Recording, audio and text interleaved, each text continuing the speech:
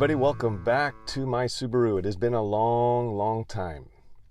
But I wanted to shoot out just a quick message for you as we are soon going to be in a season known as Lent. Now, for most of my Christian life, Lent was something that was primarily practiced by Catholics, but the last 10, 15 years, maybe a little bit more than that, a lot of Christians from all branches have begun to practice this season of Lent. And here's what I want to suggest.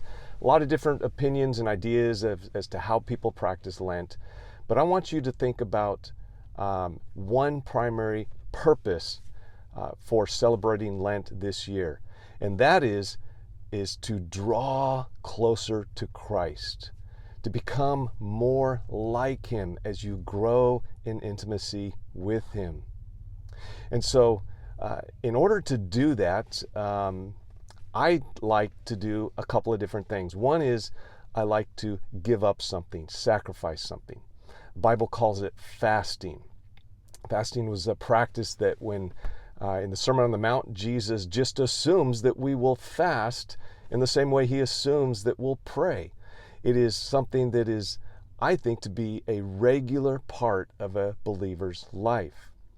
And so maybe this Lent, you could pray and think about giving up something, sacrificing something. There's a power that seems to take place in us spiritually when we're willing to give up, to sacrifice. Things that we might lean into for comfort or temporary pleasure because we're down or whatever it is. And so it might be a number of things. It might be particular foods. It might be a day in the week that you fast. It might be TV. It might be social media. Could be a number of different things. But I want to invite you to pray and consider what it is that you could fast from, something that you could give up for the season of Lent, which, by the way, goes from March 2nd, 2022 up until Easter. The other thing that I like to do is I like to add something.